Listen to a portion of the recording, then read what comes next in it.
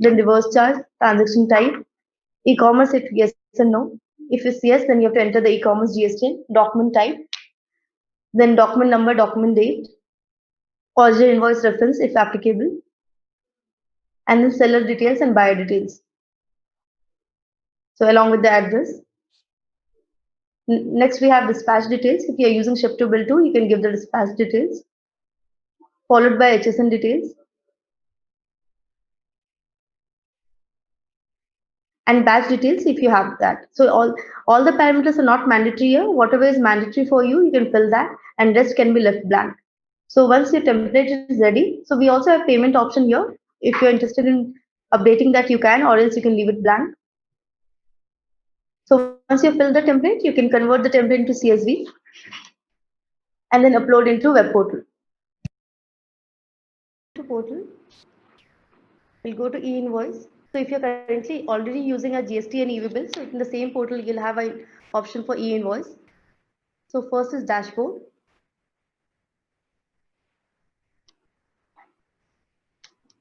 Where we give a status of e-invoice generated for how many invoices you have generated e-invoice. We'll get the data here, how many cancelled, how many not generated, and how many went into error records. Similarly, we'll also give you a table based on each company, PAN-wise and at GSTN level, how many have generated, cancelled, not generated, or error records in a month. So you can just select the period from here, and based on that period, you'll get the count of the e-invoices generated. Next, we have bulk upload.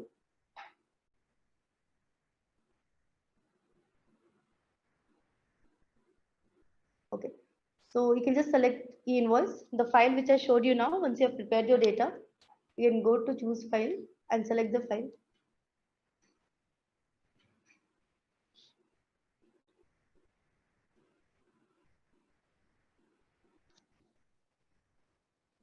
Okay, so once you've done that, you'll get total record count, total processed, and total error. So if you have error in your data, you can just click on this, open the file.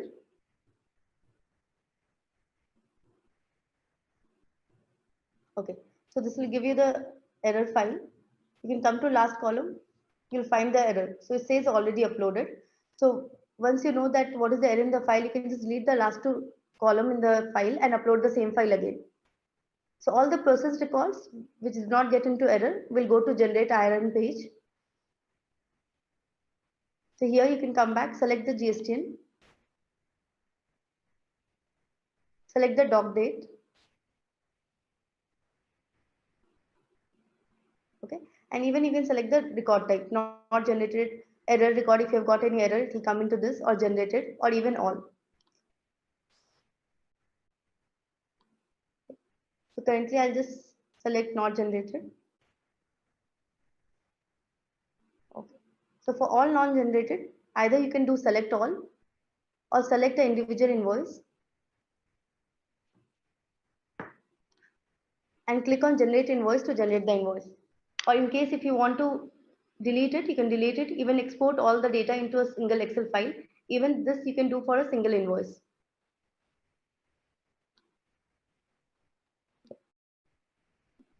Now for generated one, you can come back to generated. All the generated e-invoice will be available here. You can do export or even you can delete the same.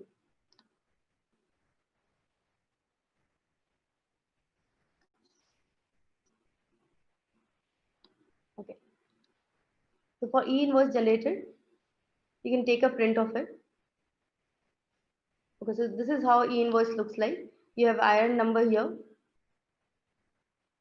from details to details, HSN details, and all the taxable value and tax amount. So you can download the PDF and take a print of it. And here is the QR code. If you scan it, you will get your GSTN details, your supplier GSTN, HSN, and doc number and doc date, and IRN number.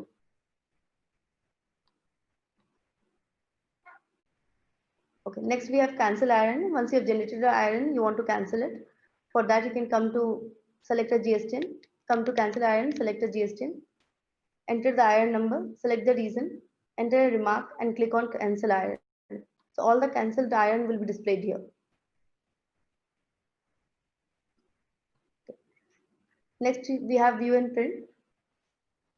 So either you're using portal, or even if you're using API to generate e-invoice from web portal, you can come back to this page of view and print, and all the invoice details along with the IN number will be present here. You can come to portal and take a print of e-invoice. So either you're using directly portal using bulk upload or Excel upload or API generation, all your data is stored in web portal. You can come back and take a print anytime. So this is how the e-invoice looks like, as I showed earlier. So you can download and take a print of it.